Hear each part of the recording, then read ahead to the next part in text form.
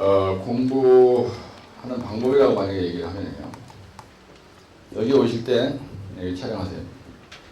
여기 오실 때, 너나와서 커피 한잔 가지고, 1년에 말이죠. 1년에 연간 3회 시험을 보잖아요. 이거 상당히 중요한 얘기입니다. 노트 한 페이지다 써셔가지고, 그걸 집에 가서 벽에다 한번 붙여놓으세요. 1년에 연간 3회를 실시하는데, 이게 언제 보냐면 2월에 한번 보고요, 5월에 한번 보고 8월에 한번 봐요. 금년도는 84회를 2월에 보고요, 85회를 5월에 보고 86회를 8월에 봅니다.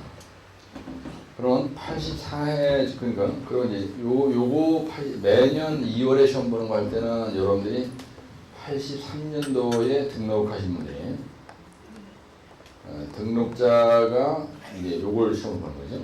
이제 요 84년 중에서도 9월, 10월, 11월, 12월, 1월, 2월. 그 다음에 여기서부터 8, 7, 만약에 6, 5, 4, 3, 2, 1. 그럼 1월서부터 어떤 연도 쓰든 간에 하여튼 이렇게 되거든요. 이 시험은 2008년도고요. 그 다음에 2007년도 시험은 2월, 5월, 8월 이렇게 봤잖아요. 예. 사이클로 돌아간다고 이제 한번 생각을 해보세요. 이런 두 표를 벽에 하나 딱 붙여보시면요, 여러분들이 조급증을 방지할 수가 있어요. 오늘 등록하신 분이 있다. 그럼 그분이요, 8월달 시험은 보긴 봐야 됩니다. 꼭 봐야 되는데 무조건 떨어져요. 무조건 낙방할 각오하고 하는 겁니다. 그런데 요 11월에 왔어요. 왔는데 이 사람이 여기서부터 여기까지 거의 이제 5개월에다가 7, 6, 7, 8, 9 그래서 이제 9개월 동안 공부를 했다고 하거든요. 근데 어떤 사람은 요때 왔어요. 2010년 1월에 가지고 이렇게 하는데 어떨 때 합격하느냐면요. 합격자는 언제 되느냐면요. 내 책이 콩쿠르에서부터 저 뒤에 1장서부터 쭉 나가지고 19장이 상하시도가 끝장인가 그럴까요? 매설방식 요게 이제 끝장이에요. 그런데 대부분의 공부하시는 분들이 어떻게 되냐면 1장, 2장 건설기계, 그 다음에 3장이 뭐 시공관리, 그 다음에 4장이 토공, 그 다음에 5장이 도로, 그 다음에 터널 이렇게 갑니다. 4개 하는 겁니다. 옛날에 내가 공부할 때 항상 어디까지만 공부하고 하느냐면요, 앞에 한 5장까지만 공부하고 하는 거예요. 여러분, 내 책의 특징이 상당히 이 공정별로 세분화되어 있습니다. 지금 대한민국에 돌아다니는 시국일서 책을 보시면요, 내 책처럼 이 목차 자체가 구체적으로 되어 있는 책이 없어요. 그 이유는 왜 그러냐면요, 저자가 무식하기 때문에 공정을 나열할 수가 없는 겁니다. 그렇게 나열하다가는 책도 못 써요. 골치 아프니까 이제 지들 마음대로 뭐 연약지만, 통고 안에다 연약지만 집어넣는 데 있고 뭐 별 책이 다 있어요. 근데 대부분이 어디까지만 공부를 하냐면요, 82회 때 시험을 봤어요. 이제 84회 때.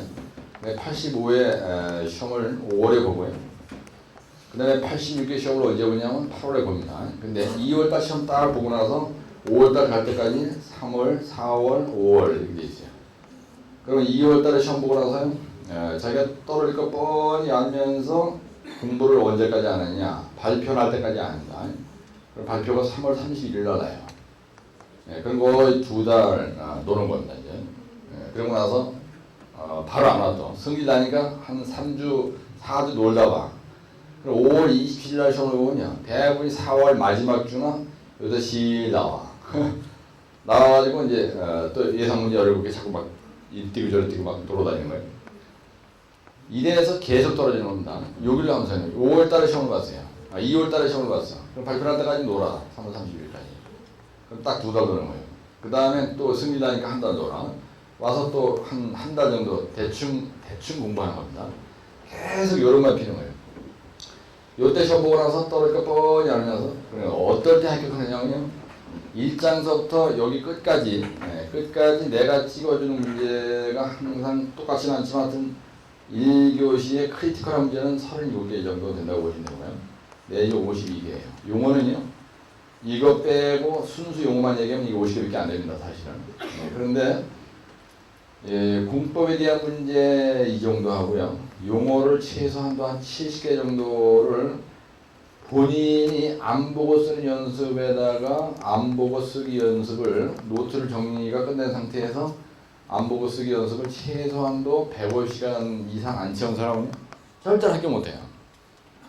그럼 내가 언제 합격하느냐? 그럼 약 100문제입니다. 이거 약 100문제를 안 보고 쓰기 연습, 내 노트를 만든 상태에서 안 보고 쓰기 연습을 150시간 이상 채우지 않았다. 그럼 합격한다는 생각은 아예 하지 않는 게 좋습니다. 무슨 지 아시죠? 그래서 이 얘기를 거꾸로 얘기하면 시험 보고 나서 집에 앉아 있으면 안 된다. 절대로 합격 못해요, 그 사람은. 이러니까 7년, 11년 내내 계속 시험을 보는 거예요. 근데 빨리 합격한 사람의 특징이 뭐냐면 첫째, 얄라얄라 빨리빨리를 얄라얄라로 해요. 얄라 합격의 비결은 뭐냐면요. 얄라 합격의 비결은 첫째, 스트레스 암기법에 대한 노트를 만들어야 돼요. 이것도 필기하세요. 암기법 노트를 본인이 내 책을 보고요. 본인의 노트를 만들고요. 두 번째는 용어에 대한 노트 따라 만들고 그 다음에 공법에 대한 노트를 따라 만들어야죠. 노트를. 가장 쉽게 가는 방법은 요즘에는 제가 작년 9월서부터 아주 판서를 다부지게 해줍니다. 그 다음에 그게 동영상으로 보는 사람들은 집에 와서 3번씩 볼 수가 있어요. 그래서 이 노트를 만드는데 만약에 예를 들어서 바빠가지고 6개월 걸렸다. 이거 다 만드는데 6개월 동안에 노트를 만들었다. 그럼 6개월에 왜 못 만들 수 있냐면요. 6개월이면 30일이에요. 그러면 180일입니다. 180일. 이 180일이라 그러면 하루에 만약에 예를 들어서 차분하게 관리하면서 한 문제를 한다.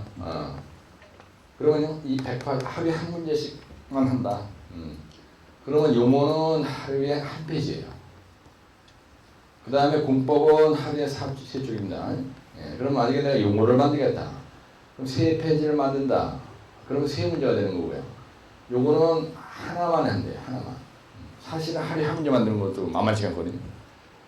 근데 욕심을 잔뜩 부리니까 1년 내내 문제 하나도 자기 노트가 없는 거야. 1년 내내 스트레스 쌓이고 보고 뺏기는 것도 1년 내내 못하는 거예요. 이유는 어디 있냐면 빨리빨리 하다니까 이게 조급증에 걸려가지고요. 아직 공부 안 되는 거야. 그래서 공부하실 때 제일 중요한 게 뭐냐면요. 항상 기도한 마음으로 차분하게 하셔야 돼요. 차분하게. 욕심을 잔뜩 부리면 하여튼 되는 일이 없습니다. 내가 마음을 비워야 된다는 거예요. 그래서 하루에 한 개씩만 내가 하여튼 용어가 됐건 뭐가 됐든 간에 하여튼 하루에 한 개씩만 다부지게 이렇게 쭉 강의를 들으면서 있잖아요. 어떤 문제 알고 있잖아요. 꾸준히 듣다 보면 알게 되니까 하루에 한 개씩 차분하게 정리해. 그런데 이게 자기 노트가 끝나잖아요. 자기가 정성스럽게 이것도 훌쩍훌쩍 쓰면 안 됩니다. 아주 정성스럽게 노트를 하나씩 자기 노트를 완성을 하면은요 거의 70% 정도는 대가리 딱 암기가 돼요. 이게 대단히 중요한 거예요. 근데 공부하실 때 덤벙대면 안 된다는 얘기입니다. 덤벙대면. 그리고 합격할 때까지는요. 내가 이렇게 가만히 보면 강의를 출석을 안 하잖아. 미출석을 한다는 거는 이 사람이 공부를 안 해요. 그래서 중요한 거는 뭐냐면 연속 강의를 출석하는 게 뭐에서 유리하냐면요. 자신감이 생겨요. 자신감이 생긴다고요. 제가 일주일에 한두 번 정도 교회를 가거든요. 그런데 자빠져 자기 전에 딱 침대에 내가 이제 자야 되겠다. 스트레치 한 2시간 합니다. 다리가 아파서 내가 지금 아주 고생 많이 하는데요. 스트레치를 죽기 살기로 2시간 합니다. 11시에 들어와도 일단 그거 합니다. 스트레치. 그러니까 아직 다리가 많이 좋아졌어요. 이거 하고 나서 잠자리 딱 들어가면 성경이나 아니면 내 그 마음에 무장한 한 종류의 책을 그 침대 옆에다가 한 3-4권 넣어놓거든요. 그래서 그걸 한 30분 정도 읽다가 그냥 녹아떨어져서 그냥 잠이 오게 그렇게 이제 내 관리를 그렇게 하거든요. 그래서 하여튼 자기가 이게 아주 중요한 거예요. 시험 보고 나서 가만히 있지 말라는 거예요. 시험 보기 전에 했던 스피드대로 쫙 나가면요. 가속도가 그냥 이렇게 XY 좌표가 있잖아. 여기가 이제 내가 이제 공부하는 시간이고요. 여기가 합격이다. 예. 그러면 노트를 만드는 데까지는 이게 천천히 가요. 이렇게. 예. 여기까지 노트를 만들었다 이거야. 이때부터는 그냥 쭉쭉쭉쭉 올라간다고 이게. 응? 그냥 비행기가 고도로 이렇게 뜨는 비행기는 없습니다. 어떤 경우에도요. 그러니까 한다 여기서 쭉쭉쭉 이렇게 올라가는 거예요. 이게 아주 중요한 거예요. 그래서 콜드 조인트를 두지 말라는 거예요. 이 콜드 조인트를 주면요, 하여튼 성공하고는 멀어집니다. 그죠? 네, 그래서 공부하실 때 편하게 내가 하루에 한 문제만 하겠다. 그죠? 네, 그런 마음으로 이제 가시면 돼요. 그래서 140쪽에 오시면요, 프리스트레스의 손실이라는 말이 있는데, 여기에 이것이요. 이 프리스트레스라는 말의 뜻이 뭐냐면, 미리 긴장한다는 얘기예요. 이 스트레스라는 말의 응력이라는 뜻, 미리 잡아당긴다는 뜻이에요. 예, 이 프리스트레스의 손실이라는 말이. 그래서 미리 긴장한 부재가 왜 늘어지냐 이런 얘기예요. 400톤으로 찍는. 이게 무슨 얘기냐면 이렇게 부재가 있는데요. 여기다가 닥트를 이렇게 설치한다고 했습니다. 닥트를 이렇게 설치한다고 해서. 그 다음에 여기 닥트고요. 원래 닥트는 이제 이렇게 해야 되는데. 그림을, 닥트 그림이 이렇게 그리면 안 돼요. 이걸 갖다가 중간으로 돼 있으니까 이렇게 있으면은 여기다 대고 이런 식으로 그리시면 괜찮아요. 이런 식으로. 이렇게. 그래서 여기다 이렇게 표시하고 여기다 닥트라고 딱 쓰시고, 그 다음에 일명 이걸 또 쉬스라고 하거든요. 쉬스 이렇게 하고, 그 다음에 여기에다가 집어넣은 이걸 갖다가 우리가 피아노 강선이라고 이렇게 이걸 갖다가 PS 강연선 또는 PS 강복을 집어넣거든요. 여기다 이렇게. 그래가지고 쐐기 시교로 정착을 딱 했다 이거예요. 쐐기 정착을. 여기도 쐐기 정착을 이렇게 딱 한 겁니다. 그래서 여기다 이제 시험장에서 이렇게 다 쓰는 거예요. 내가 여기다 쓰는 말은 쐐기 정착. 쐐기 식으로 정착했다는 얘기예요. 근데 시간이 지나면요, 여러분들 시골에서 빨랫줄을 옛날에 이제 시골에서 살았으니까 많이 매봤는데요. 빨랫줄이 이렇게 있으면요, 여기 초마 석가래가 이렇게 있어요. 그럼 석가래에다 못을 박아버려요, 우리가. 그 다음에 행량체가 이쪽에 있으면 또 이렇게 있으면 이 석가래에다가 못을 박는다고 여기다. 그래서 여기다 빨래줄을 이렇게 해. 그래가지고 여기다 이불을 넣어요.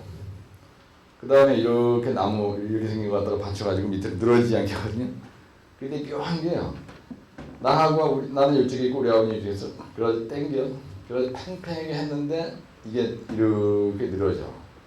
당초에 이렇게 팽팽했던 게 이게 이렇게 늘어지는 거. 이걸 갖다 우리가 철사줄, PS 강선, PS 강선의 긴장력의 손실, 감소, 원인이 뭐냐 이런 얘기.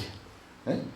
그래서 거기에 보시면 뭐라냐면요, PS 강제의 손실의 정의가 뭐냐 거기 써 있어요. 거기 보면. 그래서 PS 강제에 준 인장력이 감소되는 현상이다 이런 말이죠. 예. 그래서 PS 강제의 긴장력이 손실, 감소, 긴장력의 감소를 여기에서 얘기하는 프리스트레스의 손실이라고 한다 이렇게 되네요. 감소를 말한다 이렇게 쓰지 말고 시험장에 가서 여러분들이 페이지를 채워야 돼요. 그죠? 프리스트레스의 손실이라고 한다. 여기까지 가라 이거야. 이게 바로 답안서는 이라고 한다. 명쾌하잖아 이렇게 쓸 때. 그죠? 예. 그 다음에 두 번째 뭐냐면 PS 강제의 손실의 종류가 있어요. 이거를 원인이라 그래요. 네, 여러분들 원인 이렇게 외우면 머리가 띵한데 종류 그러면 이제 이게 단기 손실이 있고요, 장기 손실이 있습니다. 장기. 그래서 이걸 단기 손실이라고 이걸 갖다가 장기 손실이라 하는데 이건 뭐냐면요, 탄마 그 다음에 정활 이거는 크거나 이렇게 얘기해요. 크거나. 예. 이게 뭐냐면요, 탄성 수축입니다. 탄성 수축. 네. 그 다음에 마찰력의 손실이고요. 그 다음에 이거는 정착단의 활동이에요. 쐐기식으로 딱 했는데 이게 미끄러져서 쑥 빠지는 걸 얘기합니다. 이렇게. 그래서 이게 탄성 수축. 근데 거기에 뭐라고 하냐면 책에 보시면 콘크리트의 탄성 변형, PS 강제와 시스 사이의 마찰력의 손실, 정착 장치의 활동 이렇게 돼 있죠. 예. 콘크리트의 탄성 변형. 예, 이거는요. 요 탄성 수축이라는 건 콘크리트의 탄성 변형. 이게 무슨 말이냐면요. 네, 대가를 쳐다보세요. 이게 시스가 아닙니다. 같이 하는 시스, 닥트. 이게 붙어야 돼. 그 다음에 이 안에다 뭘 넣으면요. 이렇게 피아랑서 집어넣은 겁니다. 그런데 어떤 물체 속에다가 뭘 끼워놓은 거예요. 근데 이 콘크리트가 가만히 있지 않습니다. 건습의 반복에 따라서 이게 이렇게 했다가 수축 팽창 계속 하는 거예요. 예. 그거에 의해서 알게 모르게 이게 느슨해지는 겁니다. 꽉 조이고 있던 놈이 이렇게 될 때 느슨해지죠. 그게 반복되다 보면은 이게 빠진다 이거야. 무슨 말인지 아시죠? 어디다 갖다 이거 갖다 박은 거예요. 이거 어디다 박은 거죠. 뭐든지 박은 놈은 가만히 있지 않습니다. 예. 박힌 물체가 움직이는 게 아니고요. 박힌 그 물체가 문제가 있는 거예요.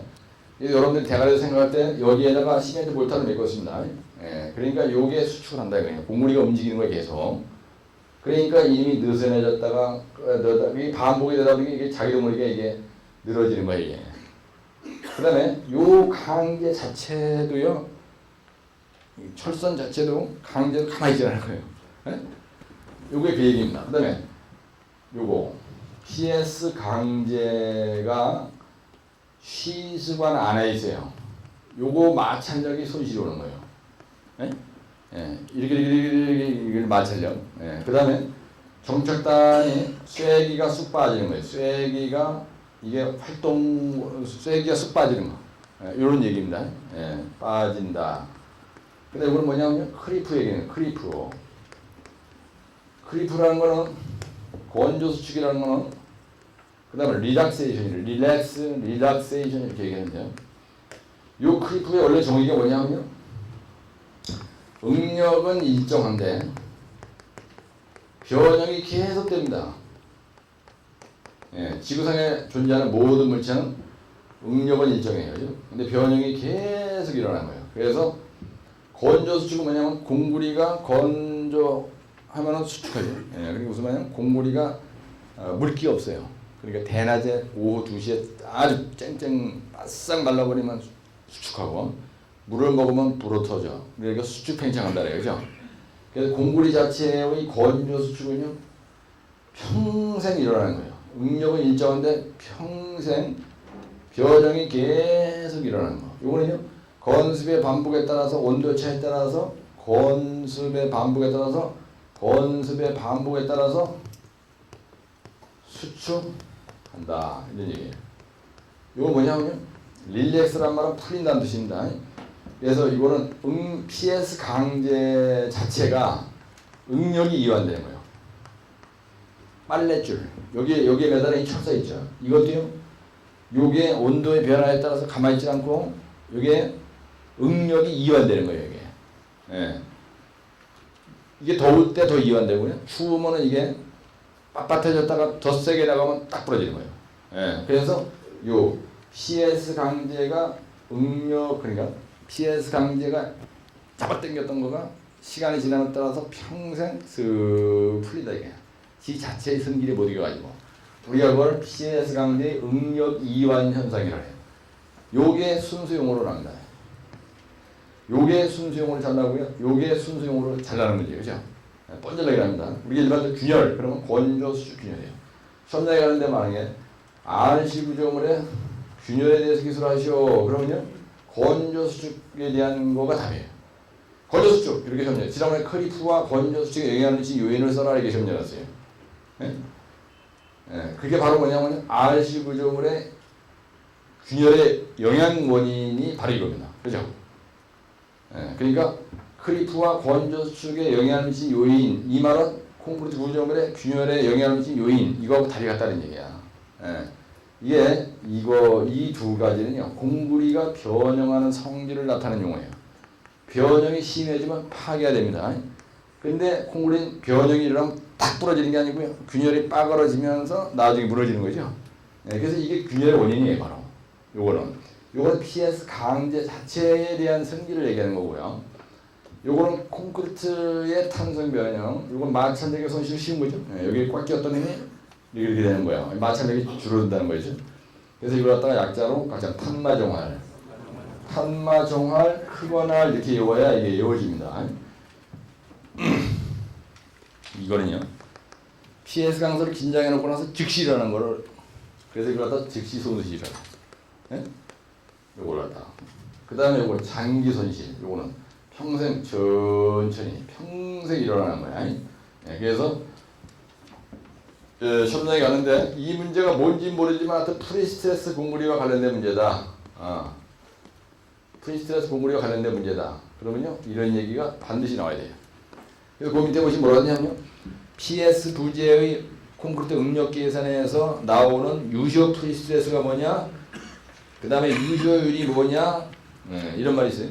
그래서 거기에 보면은 유효 프리스트레스가 있습니다. 손실이 일어나. 그래서 PS 강제의 유효율이라는 게 있어요. 뭐냐면 요 이니셜 프리스트레스라는 겁니다.